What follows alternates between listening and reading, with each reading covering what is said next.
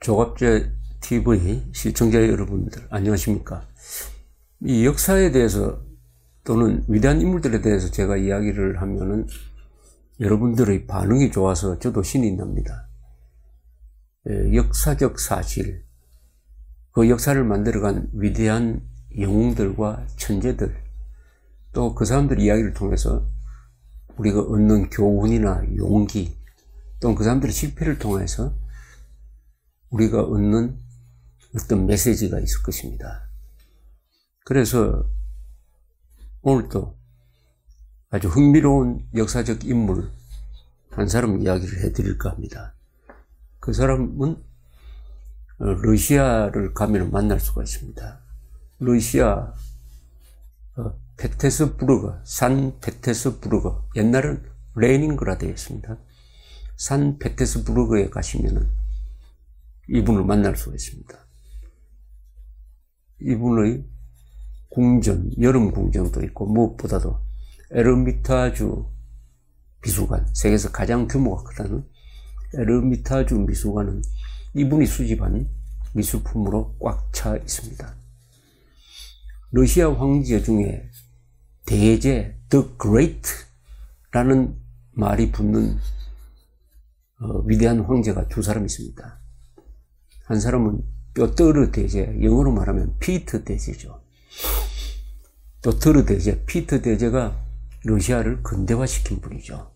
그 사람이 만든 도시가 페테스부르크, 그래서 피트란 이름이 거기 붙었습니다. 페테스부르크. 이 페테스부르크는 공산당이 집권해가 수도를 모스크바로 옮기기 전에 수도를 수백 년 동안 수도를 했습니다. 페테스부르크 항구죠. 항구. 이 페테스부르크를 건설한 사람입니다.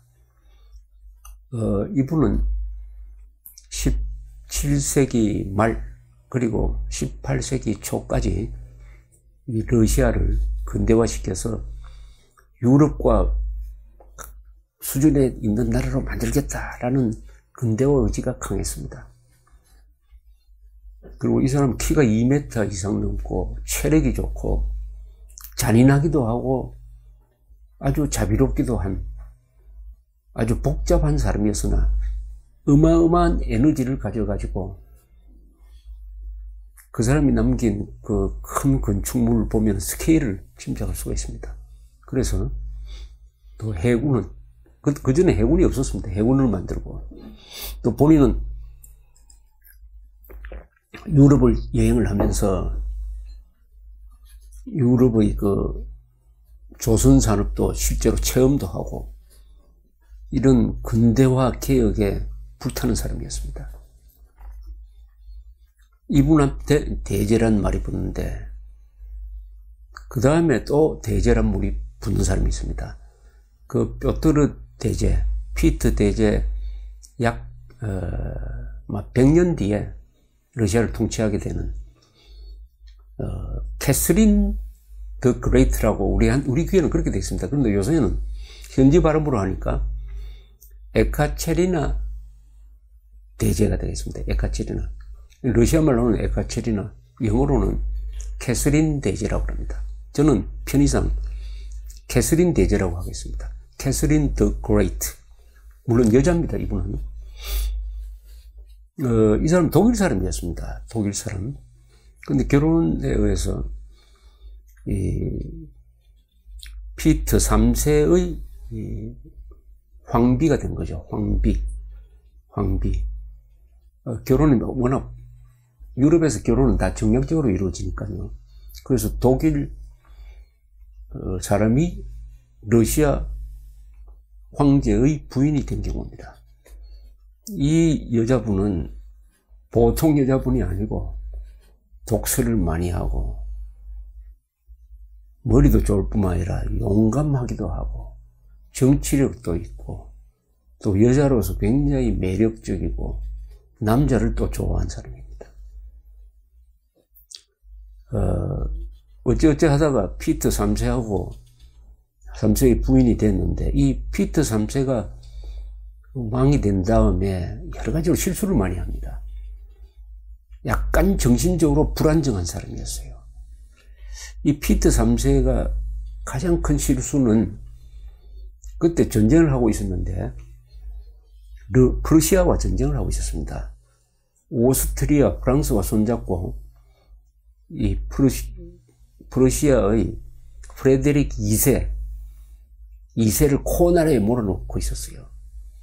프레데릭 2세가 항복할 정도까지 몰았는데 이 피트 3세가 러시아 황제가 딱 되더니 에서 코나로 몰아넣은 프러시아와 휴전을 하려고 하는 거예요. 왜냐? 이 피트 3세는 적인 프레데릭 3세를 존경하는 사람이었습니다. 그 독일을 존경하는 사람, 독일을 좋아하는 사람이었어요. 그리고 군사 제도를 독일식으로 바꾸려고 하기도 하고, 이러니까 적의 편을 드는 군 통수권자가 등장한 겁니다. 그러니까 장교들의 불만이 많지 않겠습니까? 아니, 적 편을 드는 군 통수권자. 한참 싸워서 이제 조금만 더 누르면 프러시아 항복하게 돼 있는데 평화협정을 제의를 하고 동맹을 배반하고 하니까 군인 장교들이 부글부글 끓고 있는 사이에 아주 비정상적인 행동을 하는 이런 걸 보고 이 캐서린 황비가 쿠데타를 일으킵니다. 남편을 몰아내는 쿠데타를 주도합니다.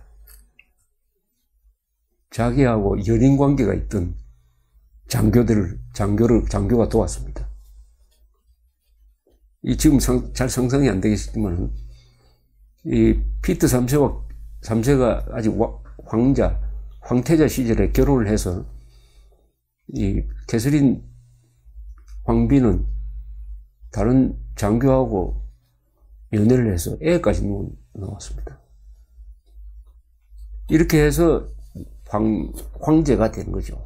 황제가 되고 나서 뭐 시켰는지 누가 자발적으로 했는지 모르지만은 전 남편 피트 3세를 연금시켜 놓고 감옥에 넣어 놓고 있다가 장교들이 가서 죽여버렸습니다. 그러나 황제가 된 다음에 이 캐서린 대제는 1762년부터 1796년까지 34년을 통치를 하게 됩니다. 이 통치 기간 중에 러시아의 영토가 확장됩니다.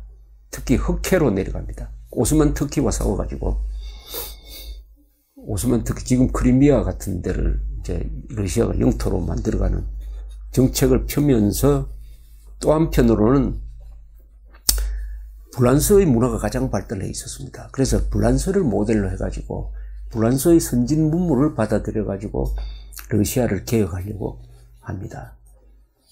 그때 불란서에 유명한 지식인이라는 사람이 있었죠. 볼테르 사상가이기도 하고 행동가이기도 하고, 볼테르를 좋아해서 서로 편지도 쓰고, 또 당시에는 백과사전파라는 사람이 있었습니다. 백과사전을 만드는 디드로라는 사람하고도 서로 편지를 주고받고 하는, 그러면서도 농민 반란이 일어나면 일도 진압을 하고, 한편으로는 귀족들을 견제를 하고, 이렇게 하는 과정에서 이 캐서린 대제는 이 고생하는 러시아의 민중을 사랑한 사람이라고 그렇게 이야기합니다. 그렇게 하면서 불란서를 통해서 유럽의 미술품을 대거 수집해가지고 오늘날 페테스부르크의 에르미타주 미술관을 가득 채우게 됩니다.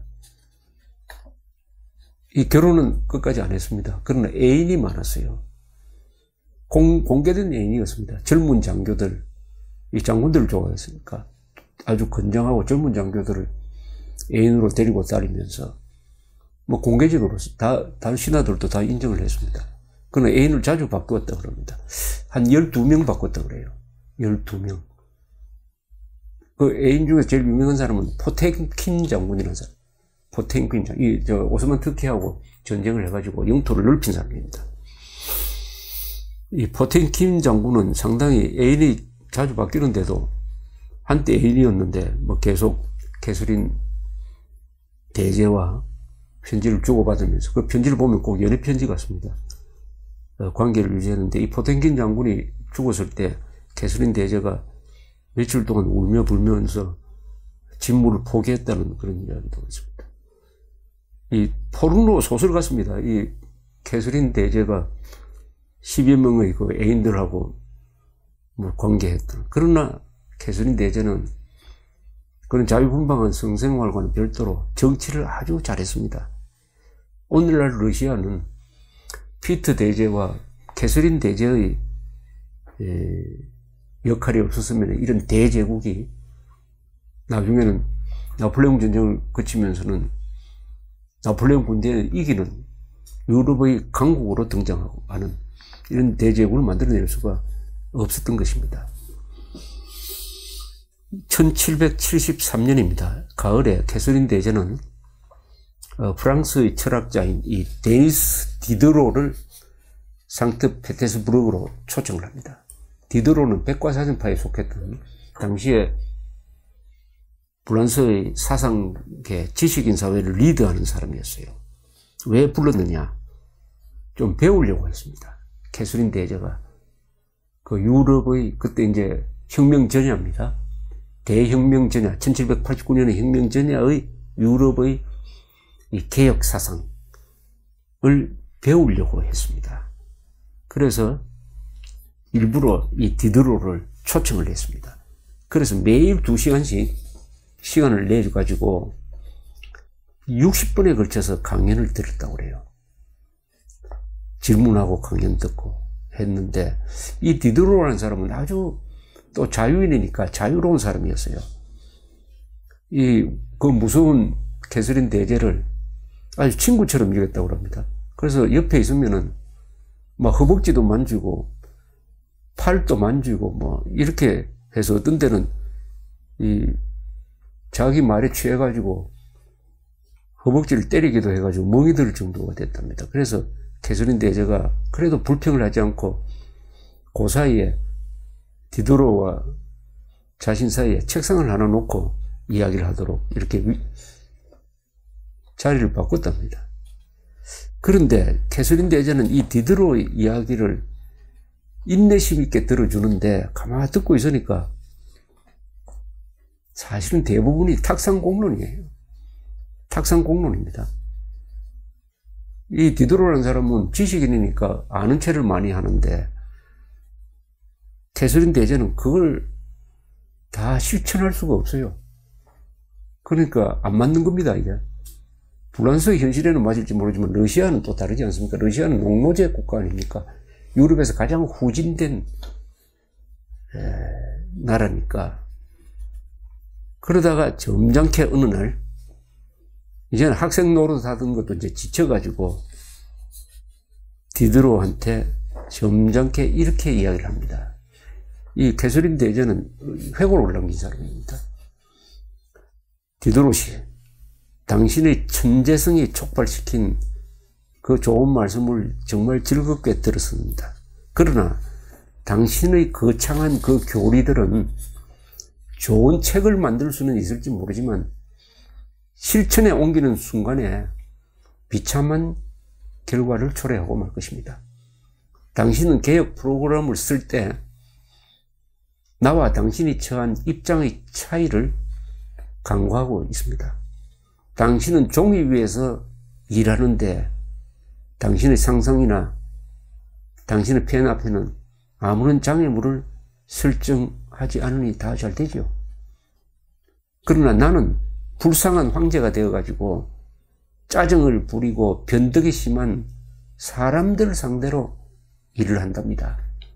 그러니까 당신이 내한테 충고하는 것은 실천 불가능입니다. 이렇게 이야기합니다. 그렇게 되니까 디드로는 무슨 말인지 알고 그 뒤에는 정치 이야기는 하지 않고 그 건방진 충고 같은 거 뭐 이런 정책 펴라 저런 정책 펴라 이야기하지 않고 주로 문학을 상대로 대화를 나누었다고 합니다. 이 캐서린 대제가 한 이야기를 이렇게 줄일 수가 있습니다. 당신은 종이 위에 개혁이라는 글을 쓰지만 나는 인간의 피부 위에다가 개혁이라는 글을 써야 하는데 인간은 원래 변덕과 짜증이 심한 존재입니다. 지식인들은 개혁, 이론 가지고 합니다. 그를 통해서 합니다. 그러나 그것을 실천해야 될 사람은 정치인이에요. 정치인은 누구를 상대로 합니까? 요사이 말하면은 변덕이 심한 유권자를 상대로 해야 됩니다. 이익 집단을 상대로 개혁하고 해야 됩니다. 이게 쉽습니까? 국정교과서, 누가 봐도 선의를 가진 박근혜 대통령의 국정교과서 개혁도 저항에 부딪혀서 무거품으로 넘어가는데 선의만 가지고 있다고 개혁이 되겠습니까? 개혁을 하려면 여기에는 전략이 있어야 되고 용감해야 되기도 하고 지혜가 있어야 되고 권모술수가 있어야 되는 것입니다. 그게 정치인, 황제, 대통령이 하는 일입니다. 그런 사람 보고, 사람을 상대로 개혁하는 사람 보고